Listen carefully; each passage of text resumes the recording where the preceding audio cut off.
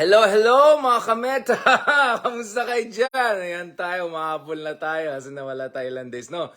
Seriously guys, grabe yung traffic kanina. Ito talaga yung mga nagde-date-date dyan, yung mga, yung mga sumasali sa commercialization at American influence dyan. Tuloy, pina-traffic nyo. Grabe yung traffic sa EDSA. Grabe, 2 oras ako dyan. Ay, grabe. 2 oras ay naipid dyan. Kaya kanina, pag naka-park na, todo ng tweet and away and all of that. Ayan tayo mga kameta. Ayan tayo mga kameta. Mga kameta, kamusta kayo dyan mga kameta? Lalo yung mga walang date ngayon. O ayan, yung mga ayan, mag-infotainment tayo dyan dun sa mga hindi nagde-date. Siyempre tayo, kumain ng marami kayo na kaya biglang message tayo ng message and all. Hindi lang dahil dahil kailangan natin trabaho tonight. Dami pa natin i-catch up. Ito ay dahil din maraming developments na nangyari, including, in fairness guys, yan ang sinasabi ko talaga mga kameta.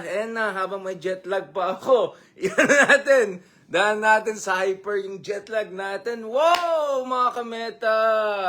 Si Magellan Jr. talagang on a streak. Puya ka siya, diba? Kanina lang, in-explain natin, ang ganda ng mga nakuha niyang mga pledges. Hindi lang, alam natin, pag Japan yan, hindi lang bola yan. Talaga may ambag yan. At saka yung mga defense deal na negotiate natin with Japan. At alam natin yan because, of course, you know me. I know my stuff, right? I talk to the right people. I know my stuff. Shout out natin dyan si Ikaw Dulay. Yan. Salamat dyan, mga kameta. Yan. Hindi guys, kanina talagang rapid fire ako dito sa Twitter ko. Sumasabog na yung Twitter ko ngayon. Parang alam niyo na, Zaddy is back. Yung mga ganun, Zaddy is back in the town. Mga ganun, let me, talaga Zaddy is back. Back na naman tayo talaga. Rapid fire, kaka-park lang and all. Sabi ko, okay, eto na, let's go. 15 tweets na ako back to back. Eto kasi guys, in fairness kay Magellan, yan si tatay talaga left the chat room Guys naman, bigyan natin ng credit. Parati ko sinasabi guys, patriotism knows no partisanship.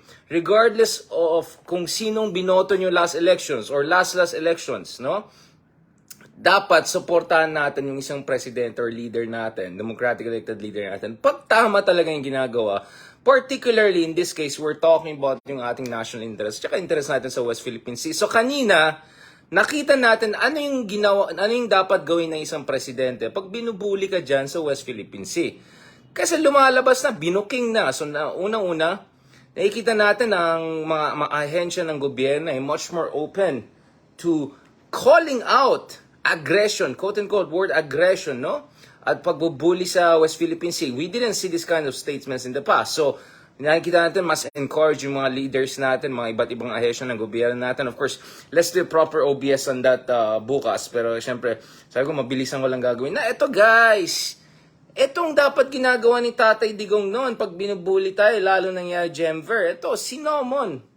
Diba? Sinomon na ating presidente, yung envoy ng China, to express his serious concern over the increasing frequency and intensity of actions by China against the Philippine Coast Guard and our Filipino fishermen in their bangkas, the latest of which was the deployment of military-grade laser against our Coast Guard vessels. So, ganun dapat. Now, sasabihin nyo, ito Richard, sobrang impressed ka naman. I mean, hindi naman, of course, para sa akin, de rigor yan. Pero, let's be honest, a lot of people were saying, a lot of experts were saying, ayoko na magpangalan tayo, na pag si BBM President talagang maging province of China tayo, to the max and all of that. Tingnan nyo naman, guys. So, the other week, we strengthened our alliance with our most important partner. And then this week naman, we strengthened our alliance, our security partnership naman, with Japan, another important partner. We have more to come with Australia, with our European partners. There are also stuff being worked out with South Korea, with India, many partners around the world. So, in fairness naman kay President Marcos Jr., he's doing the right thing. Now, guys, compare na naman Nung panahon na nangyari yung Gemver, anong sinabi na tatay? Ay, wala yan. Little maritime incident lang yan. Parang siya pa yung nag-abogado dung sa kabila. Ito guys. Ito, maalala nyo? Maalala niyan? Ito. Si tatay, parang dinownplay pa niya. Now, ni-laser tayo. Tignan mo naman yung response ni Pangulong Marcos. And again, sasabihin niya, rhetoric lang yan. Well, first of all, rhetoric matters because he's the head of state. Second, it matters that we call a spade a spade. And third, it's not like walang ginagawa ang Pilipinas, guys. We are building a stronger alliance with yung mga trusted friends and partners throughout the decades and all. Not perfect, but improving relationships that we're having with our allies is gonna be very, very important, guys. Yung EDCA deal, yung deal sa Japan, parang pawis na pawis ako. Yung deal natin with Japan, more to come, as I said, with Australia, with other partners around the world. These are important, not to mention ang Philippines. Tuloy-tuloy yung modernization ng ating armed forces. Kaya sabi ko, guys, patriotism knows no partisanship. Even if hindi nyo binoto si BBM. Even if hindi nyo gusto si BBM. Even if may concern kayo sa BBM, sa other fronts. I have concerns. I have disagreements with the president on many, many issues. Especially on domestic issues, on good governance issues, etc. But we have to give full support when he or whoever, or she or whoever, is doing the right thing when it comes to our national interest in West Philippine Sea. Yun yung sinasabi ko parati. I'm sure mababash na naman ako dito. But not like, So, ito talaga mga kameta. Tapos, ito pa, nakakatuwa. May mga comments yan. Yan, mag-war na tayo dyan. Grabe mga warmonger. Tapos hinahamon pa ako, Richard, maganda ka na eh. Handa mo na yung rifles mo, etc. Alam mo, unang-una, wow, war agad. Parang pang barangay yung pag-iisip ng mga yan. Wala silang concept, guys, ng deterrence. Diba? I keep on saying, look at the Romans saying. Romans knew it very best. They were imperial power. They said, if you want peace, prepare for war. Kung malakas ka, hindi ka mabuli. Kaya nga yung term ng deterrence is very, very important. War agad, yung pang barangay, Geopolitics, di ba? Away ng mga barangay. Yan lang yung mga level understanding. Tapos, these are people with zero credibility. These are the same people who said that, yan, magaling, mabait na si tatay sa dun sa kabila, so magkakaroon tayo ng billions of dollars of infrastructure, high quality investments. Sabi nila, ayan, maging mabait na sila sa atin sa West Philippine Sea. Well, guess what? None of that happened. Nangyaring reed bank incident sa ilalim ni, fill in the gap, di ba? Maraming investment na nangyari sa Pilipinas na hindi na nangyari. Ayan, pagdating sa infrastructure investment. Name me yung mga big high-speed railway projects na ginagawa ng beshi ni tatay. Wala. Purong pogo lang pumasok. Ayan, baka na naman tayo. Sinabi ko lang pogo, baka. Alam niya na. Connected us, biglang mawala yung video natin. Sige, change board na lang ako. Ay, nako mga kameta. These are the same charlatans who said, yung mga nagsabi, ay, war na yan. We're provoking wars. And these are the same charlatans who said, we'll have billions of high-quality investments. They'll be very nice to us when we'll see. Basta just play nice, be like tatay, wala tayong mga gawa. Wala, hindi nangyari, guys. Hindi pa tayo natutunan sa recent history. Forget about what happened 40 years ago or martial law period or World War II.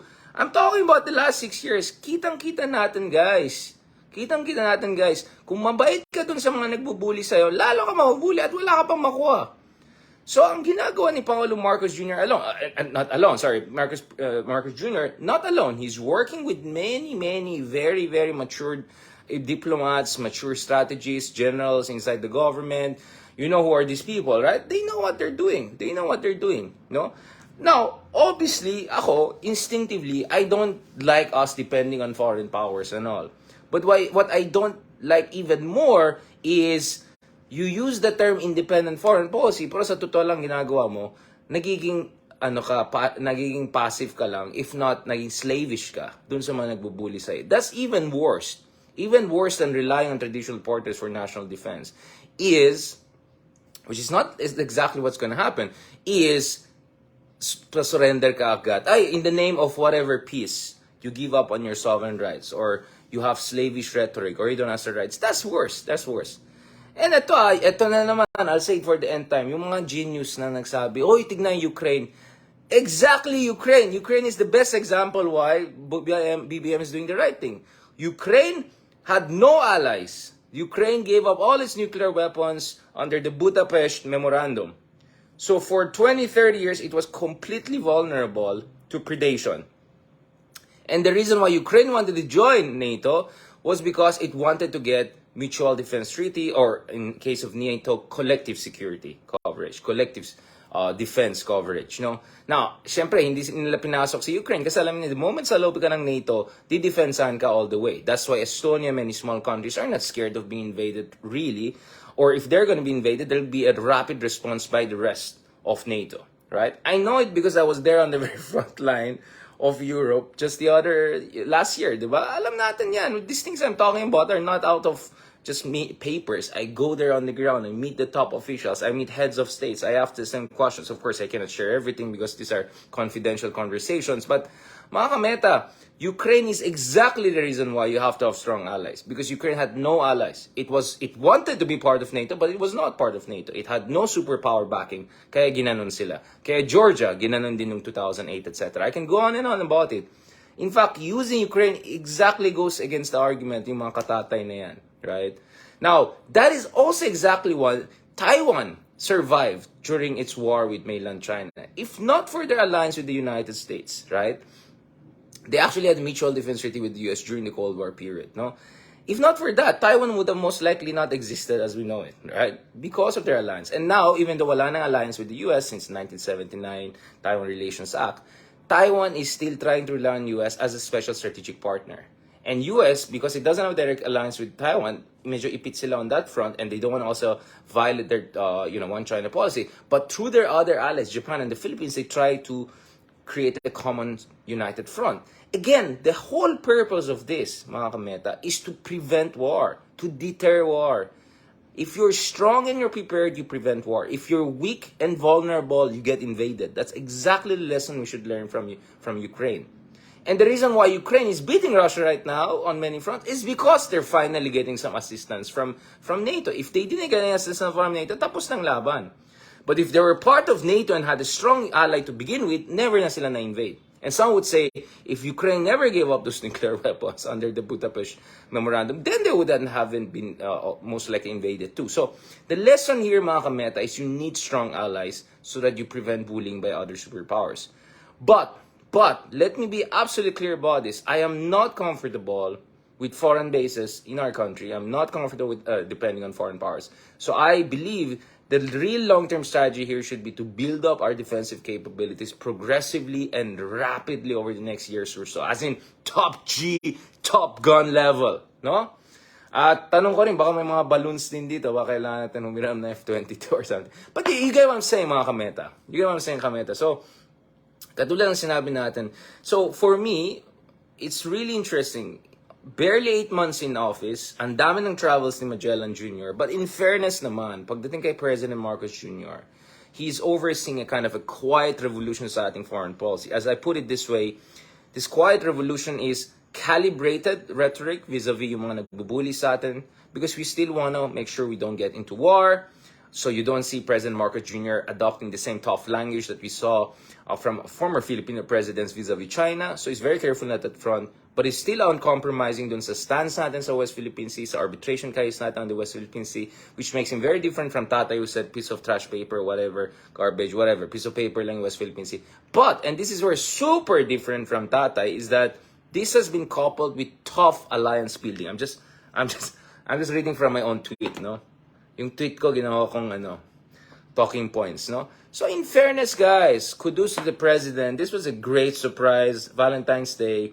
The president summoning the envoy of a country that is not treating us like a friend. So when you say friends to all, enemies to none, well, you cannot be friends to those who are bullying our Coast Guard, bullying our fishermen and all. We'll be friends to them when they're friendly to us, right? And for me, again, the West Philippine Sea I agree, it shouldn't be the all-defining issue. There's so much more that we can cooperate with China, I agree. But as President Marcos Jr. himself admitted, you cannot also turn a blind eye to what's happening there in the West Philippine Sea. And you have to do something about it. So whether bumoto ka sa kanya, whether bumoto ka sa kanya dahil gusto mo si tatay, whatever side you are, at the end of the day, the argument is that, is this good for our national interest or not? Yes or no?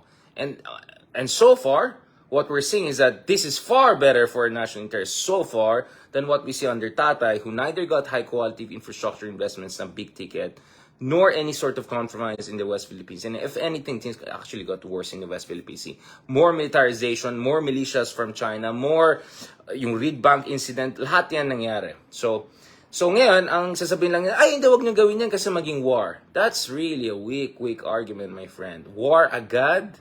War agad? As in, saan ba kayong, anong barangay school of diplomas, ibang galing mga yan, diba? These are the same charlatans who said, oh, thanks to ganito ni tatay, we're gonna have billions of dollars of investments, China will be nice to us.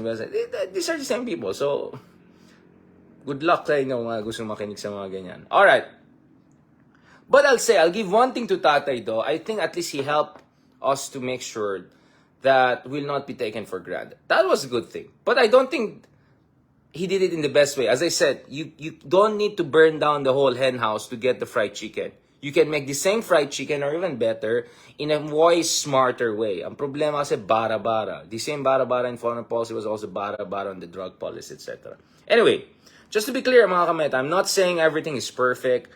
There are still many domestic policy issues we are carefully following. There are points of disagreement, etc. This is democracy, or supposed to be democracy after all. And as any responsible person, you're not going to go 100% for President X, Y, and Z just because you agree on one issue. But let me say, on foreign policy so far, I think not only the president, but the whole team was advising him, all people around him, I think they're doing the right thing so far. But again, I have questions on its sustainability. There are also issues whether we're prepared for potential reprisals and other sorts of contingencies that could come along.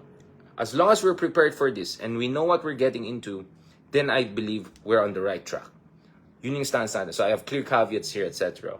The rest I cannot talk about because they're confidential, etc. But I'll just keep my public statements to this level. Alright? So yun if you're really patriotic, you will go beyond partisanship. You'll go beyond just hating someone because it's someone who didn't vote, you didn't vote, or you didn't like the history of it. I'm not saying forget about what happened in the past, but I'm saying we also have to care about what's happening now and in the future. And when the president does the right thing, we should support it. Alright mga kameta? Yun lang eh. And by the way, again, I always say, so far. Right? So, alam ko yung mga ibang, may mga, alam niya na, ayoko na magbardugo, mabait tayo ngayon, Valentine's Day. But alam ko yung may mga haters tayo dyan from the other side na they're just trying to portray me as, ay, pro-BBM yan, blah, blah, blah yan. Ay, nako. Yung mga ganyan type, umayos kaya. I gave very clear caveats here. I said, so far, on this issue, and I gave 10 different caveats. But I'm someone who'll give credit where credit's due. As simple as that, mga kameta. So, tomorrow, pag-usapan natin ng more yan. Alam ko, yung iba sa inyo, gusto niyo mag-date, gusto niyo mag-drama, gusto niyo manood ng, I don't know, The Last of Us, or manood ng, I don't know, anong drama dyan sa Netflix. Okay, go ahead and enjoy it. But mga kameta, sorry, I really had to get this out of my system tonight to a certain degree because I felt it's important. Makasaysayan ng gabi niyan because we finally saw what tatay should have done all those years, right? Now, hopefully, this is just the beginning of a new era. Pero kung pakit lang yan, wala ibang usapan yan, and I'm gonna come back to you in a few days and say, okay, maybe pakit lang yan. But as I said, so far, so good, and we should support it whether you voted for this guy or not. As simple as that, mga kameta. At huwag kayo maniwala dun sa mga charlatans na war agad. At yung mga sobrang baliktad at maling mga lessons na diniderive nila from Ukraine issue. Ukraine had no allies. That's why it was invaded. If you have a strong allies, you will not be invaded. That's why Estonia is not invaded. Tiny country. That's why Latvia is not invaded. Tiny country. All of them were parts of the Russian Tsardom. Right? In one way or another, under Soviet Union. And yet, no? Not directly, but satellite states, etc. And yet, they're not being invaded, not because they're stronger than Ukraine. They have small population, but because they're part of NATO. They have allies. So when you have mutual defense treaty, or you have... Hindi lang Magellan Jr., Quantumania. Yan. Manood din tayo ng Quantumania. Bukas na yan, guys, ha? Mag-Ant-Man na tayo. To the next level! From Magellan to Quantumania. Yan naman tayo, mga kameta. Basta I'm saying, mga kameta, it gladdens my heart when I see certain things at least are going right in our country, right? And I don't care if this is someone I voted for or someone I've disagreed with. Yes, but those things aside, when something good also happens, we want to welcome that. Alright? Happy Valentine's! Mabuhay po kayo. Salamat talaga lahat ng sumusuporta sa atin. Ma'am Jocelyn Limberry, Emma Perono, Riz Ani, Noemi Tablate, salamat. Michael Uy, Popoy Poroy, Cabellas, Mel Rowell Cabangon. And yeah, thank you so much lahat ng mga sumusuporta sa atin. I'm just saying, I just had to get this out of my system. Yung iba na nag-follow sa atin sa Twitter, please follow us also on Twitter, Richard Haydarian. Simple lang yan. If you want my rapid fire response, boom, boom, boom, madali lang yan. Sa Twitter nyo kaagad makikita nyo. Kung medyo gusto nyo ng mga posh pros, then nasa Instagram yan. Ay, kung gusto niyo mga pakit na video ganun, TikTok na yan, de joke lang. Sa TikTok mga lang yan, galing din yan sa mga metas natin or other interviews natin. Alright, thank you very much mga kameta. Thank you very much. Thank you very much. Happy Valentine's Day and have a good one. Alright, so I'll get back to work. Salamat, God bless.